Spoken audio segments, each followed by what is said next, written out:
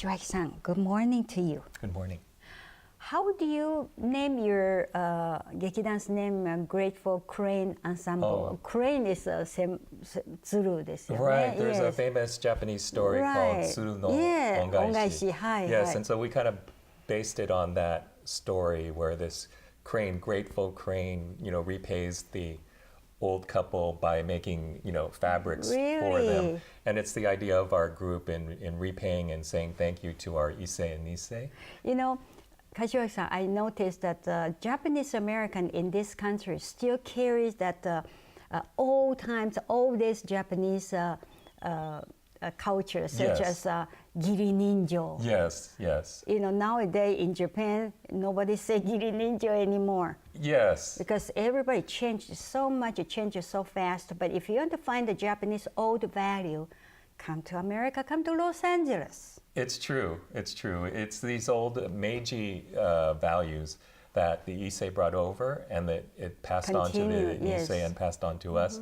So much so that in Japan, when I was in Japan and when our group was in Japan, we had Japanese people say, those Japanese Americans seem more Japanese than we Japanese. So it was an interesting comment. But I think even as the generations pass on, we still carry with us these older, wonderful. Very traditional Japanese values, like you mentioned, giri and on and gaman and shikataganai and all those, Yes, not anymore. Those language in Japan is become a dead phrase. Yes. We still carry with us.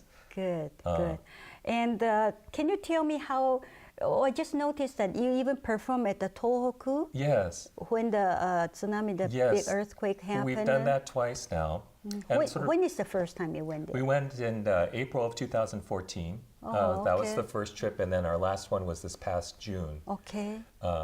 And so the background on this, I mean, if we want to go, back to Japanese American history, we have starting from the Issei, a history of our people here supporting the people of Japan during disasters. And I recently found a receipt that my Issei grandfather had from the 1923, it was called the Great Kanto earthquake, and he had made a $30 donation. Those days, $30 was a lot of money. It was, I think, worth maybe $200-300 in today's money. And he did it, to support the earthquake relief effort in Japan. So it started way back, and then the Issei, even before any disaster, they were sending their money. They would, work here and make very little, but they would save a little for themselves, but they would send the rest of it to their families in Japan who really needed the help. And so there's this tradition that started, from the Issei.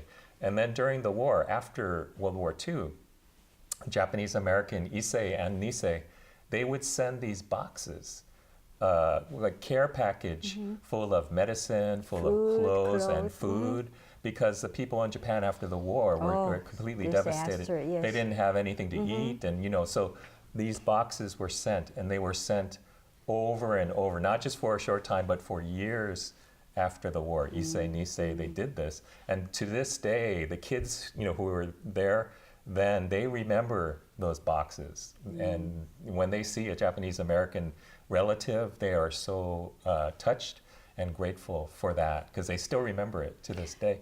And so in that kind of tradition, when the tsunami happened, we decided that this spirit that we can continue.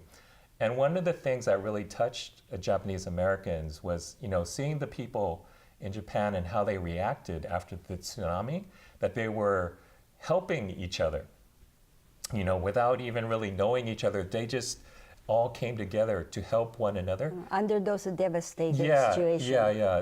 I think it's called the otagai sama. Yes. This feeling of when like your grandpa, grandma's teaching. Yes. When somebody needs help, everybody just naturally helps one another. Even if you don't know them, you just naturally do that. It's part of who we are. And so that touched a lot of us, because we recognize the same thing that we've done here. And that's why, Japanese Americans in America raised millions of dollars after the tsunami and, donated it to causes in Japan to help the people.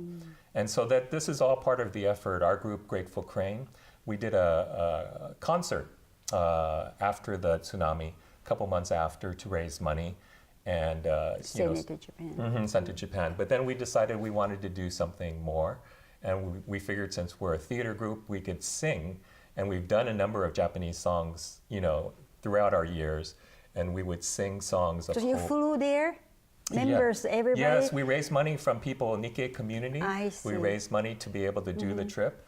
And we went to, the whole Tohoku area and sang songs for people living in the kasetsu, the temporary housing, just to kind of, lift their spirits and encourage them to stay strong and keep going.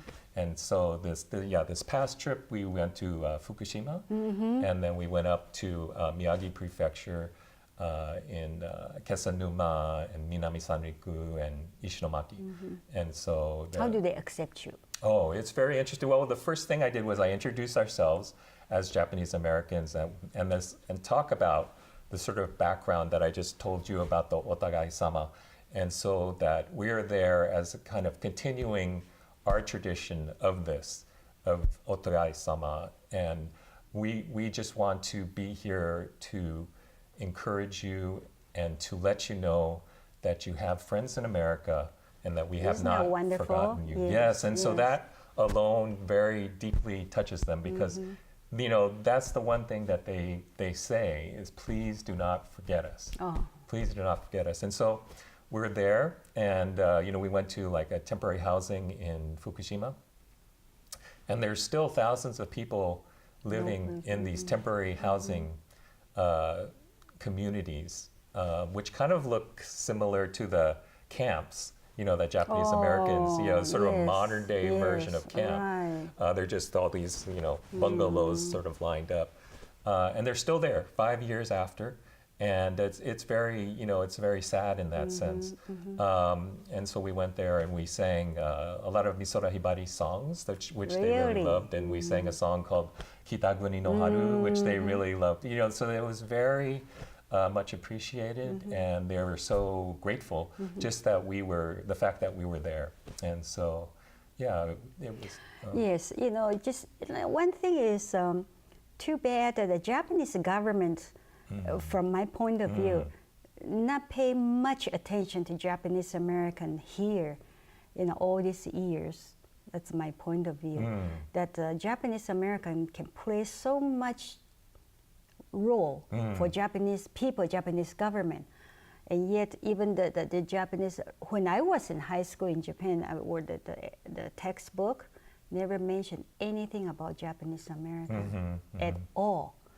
And while Japan was having a problem, difficulty, how much money, how much effort, how much spirit support from Japanese American here to Japan, and yet nobody teach Japanese people this history.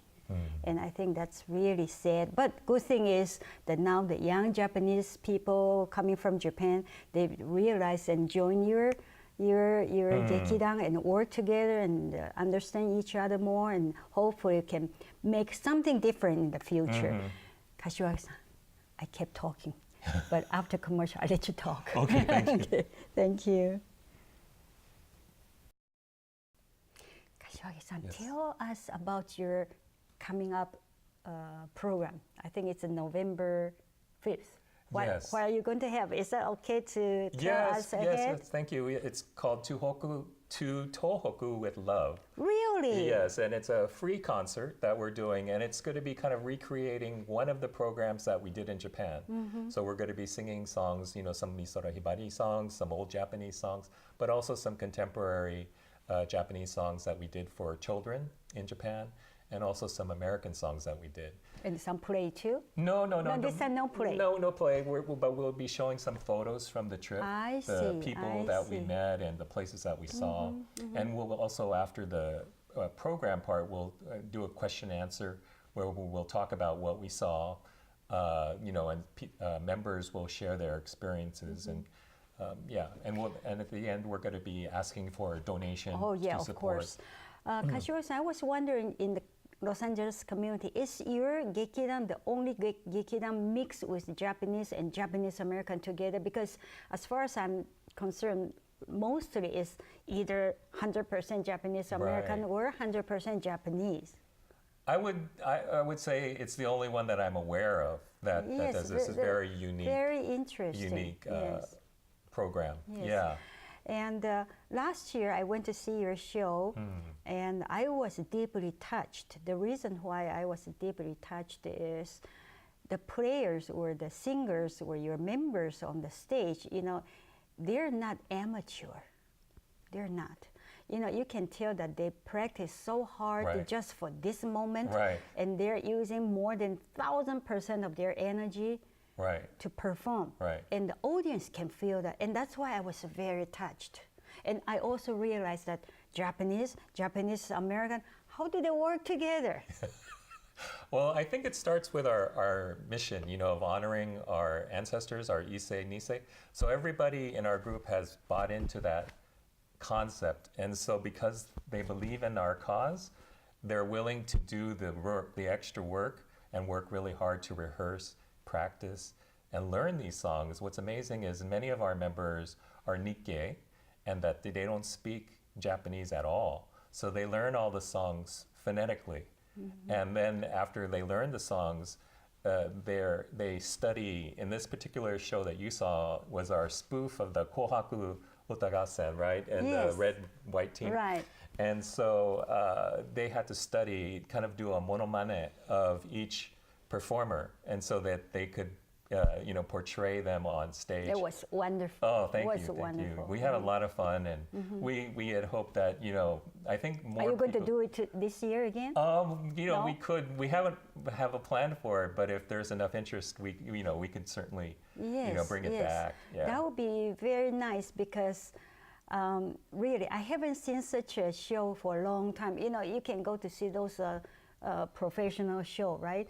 But from your gekidan, for us, is kind of it's just amazing. Oh, thank you. It's amazing. Thank you. It's not because you are in front of me, I'm saying those words, but it's really amazing. And I have been try to interview you for quite a while, and finally I have the honor to have you in our studio. Thank you very much. Thank you. And I also realized that you're a journalist. Yes. You're not a stage player. Right. You're not a singer. No. What made you feel from journalist to become a stage player? Well, you know, my background is in journalism. I studied journalism at San Francisco State. Yes. And but I didn't actually pursue a career in newspapers, but that background has always stayed with me because journalism is basically storytelling. And so I used the skills I learned in journalism to interview people and to tell stories, and then turned it into plays for our theater group. My goodness. Yeah, and my father is a Nisei. He's also a playwright. And so I kind of carry on in his tradition. Runs in the blood. Yes. And so, you know, I've been the writer of our group. And so I write all the scripts. You write the script, but do you play in the stage? No. I don't. Oh.